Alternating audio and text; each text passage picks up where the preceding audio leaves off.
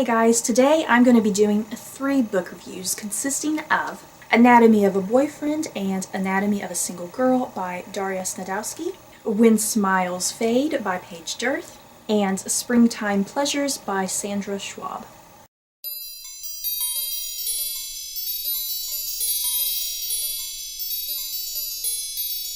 All of the books that I'm about to review were sent to me very kindly by the authors in exchange for an honest review. Before I get going, if you don't want to listen to a particular review, then I'm going to leave annotations here at the bottom so you can skip around.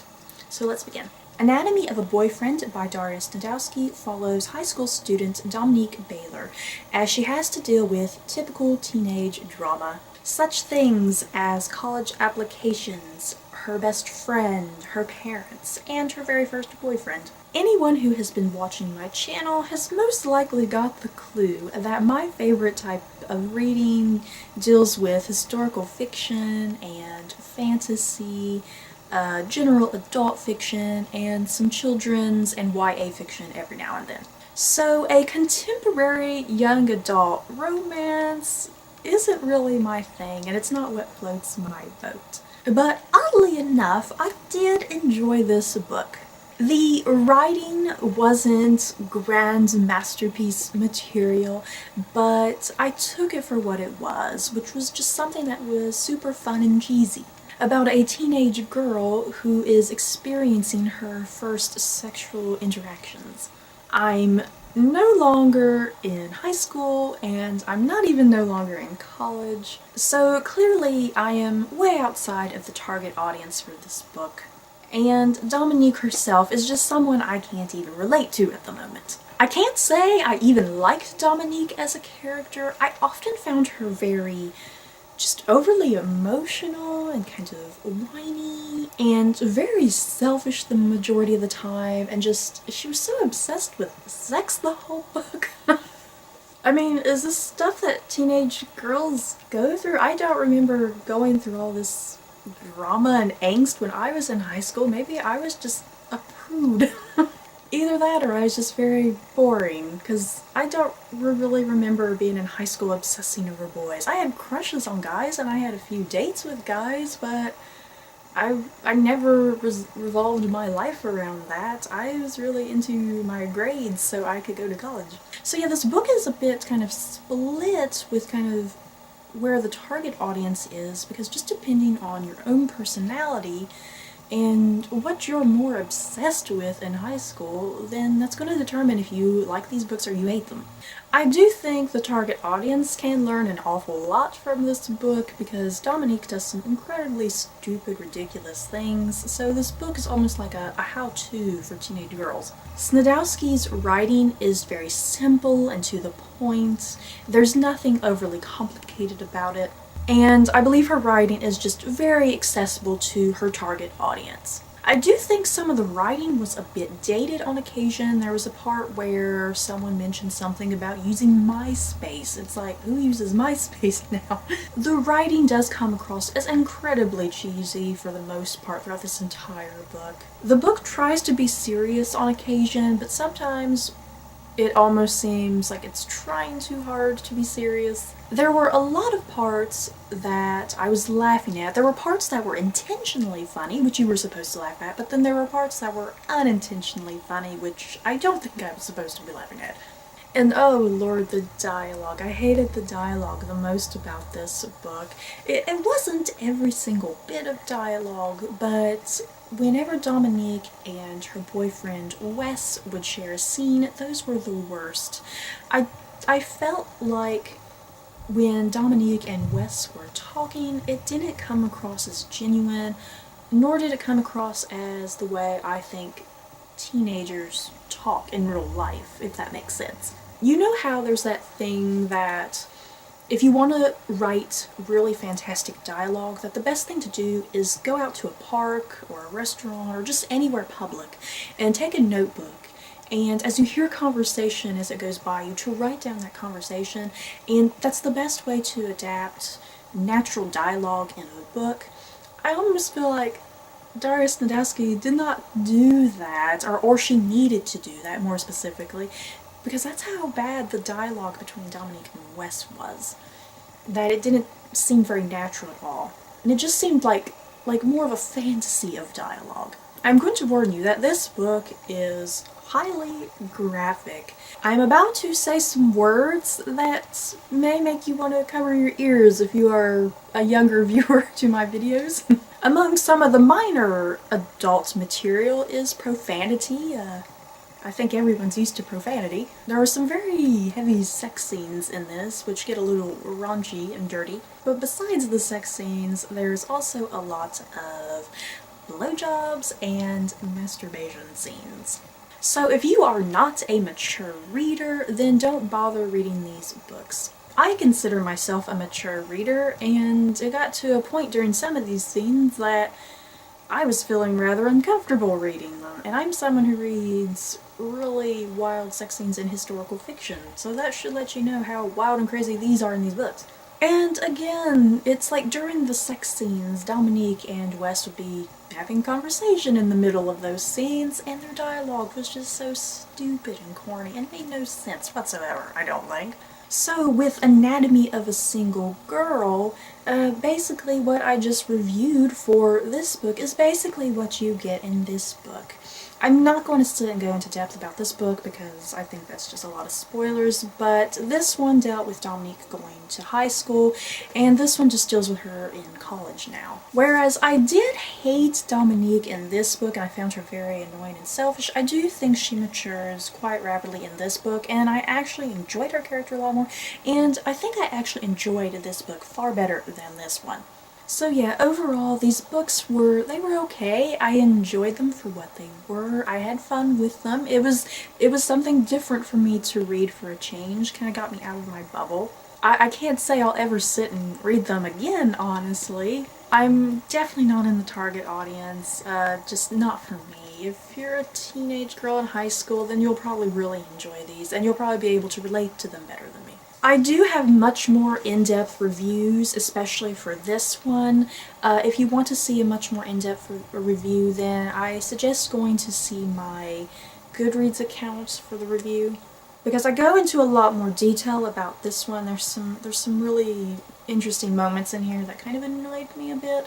So, moving on from those books. When Smiles Fade by Paige Dearth follows Emma Murphy, who has been physically, verbally, and mentally abused by her father, while her mother stands by and does nothing. Wanting to get away and create a better life, Emma runs away with her little sister, Gracie. Emma and Gracie face constant obstacles and dangerous people, and a better life seems very far away. Just like with the anatomy books that I just reviewed, this book is also something that I just wouldn't typically read by myself. This is what you would call extremely realistic fiction. I will say that I didn't love this book, but nor did I hate it. I was very in between with it. There were elements about it that really genuinely fascinated me, and I found myself constantly flipping the next page, wanting to find out what was going to happen to Emma and Gracie. This book was in no way boring, I will give it that. But there were quite a few things about this book that kind of annoyed me eventually. How much crap did Emma and Gracie have to go through? Like I said in my summary for the book, Emma and Gracie are constantly physically, verbally, and mentally abused, and it got to a point that all that abuse just was too much in this book. I kept waiting for some sort of spark of light, just some moment of happiness, something that was just saying things are getting better, just get through this moment in your life, and then this good thing will happen. And it's like, that never really happened.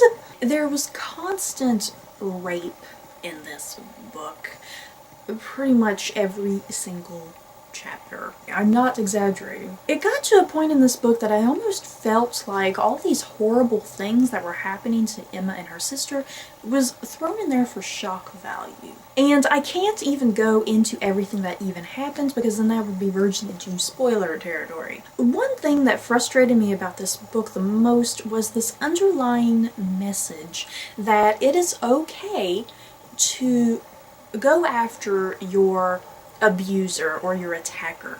That it's okay to go after them and harm them or even murder them. Let me set this straight.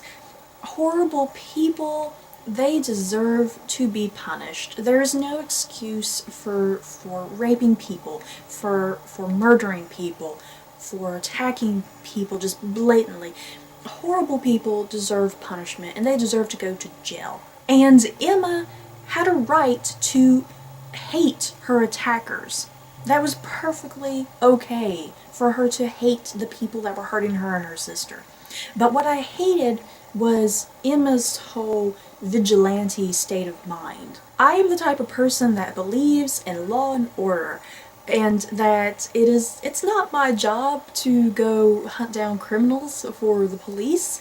That's the police's job to hunt down killers. So I did not like Emma taking vengeance into her own hands. Emma would constantly say, oh, I have to do something to protect my sister and my friends and this person and that person. But Emma, it's like, well, why didn't she ever go to the police? She never went to the police in this book. That would be the same thing to do, to go to the police and say, hey, someone's been abusing me, someone's been raping me. But instead, she just lets things get so bad, even though she claims she is trying to protect herself and her sister, which it doesn't seem that way to me. But once again, this book was certainly not boring. There was so many shocking plot twists to it, and really a page-turner. But like I said, there was just things about Emma's character that frustrated me, and I just couldn't believe the things she did half the time. As far as characters go, I can't even say I liked any of these characters, which I kind of feel bad about because these are physically abused characters, and I know I should be feeling bad for them, but I just didn't.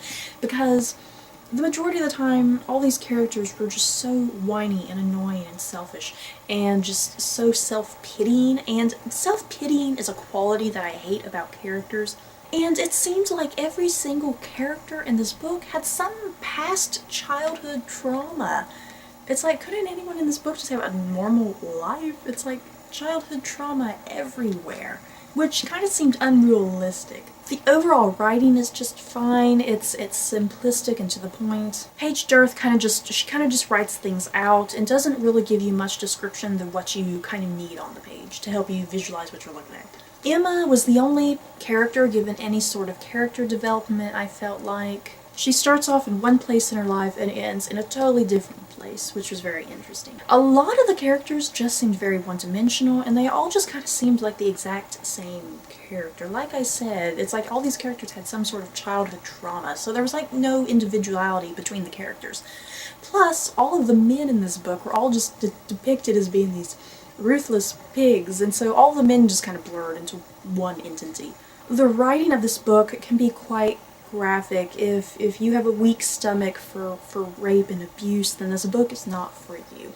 And the writing is very mature. I did do a much longer review of this book, so if you want to see the more in-depth review, then go to my Goodreads page. But yeah, like I said, overall I did enjoy this book in some ways, but it was a lot of those negative things that kind of pulled me out of the story that were frustrating me, especially Emma's character, who I just could not understand at all. So, moving on to Springtime Pleasures by Sandra Schwab. This book takes place in 1817 England and follows Carlotta Stanton, aka Charlie as she is often called, and George Griffin. Charlie is not considered a typical woman because of her unwomanly height and ugly glasses. George is a drunkard with an unhappy past and has to marry quickly at his father's behest.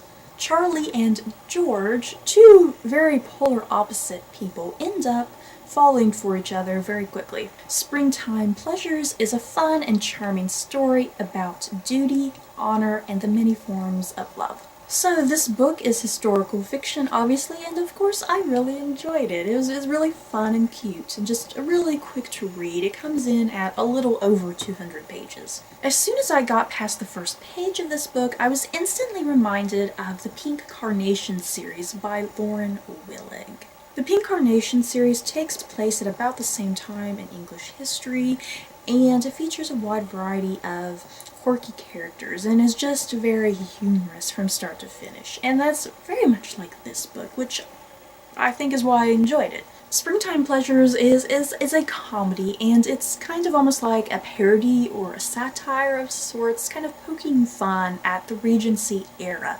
or even more specifically, kind of poking fun at Pride and Prejudice in some ways. And it pokes fun at the Regency, the society, and the mannerisms and those people in it. Charlie was a really fantastic heroine. A lot of times when you read these period piece books, the women are always just so beautiful and flawless, and they have gorgeous hair and skin, and their clothes are just so perfect.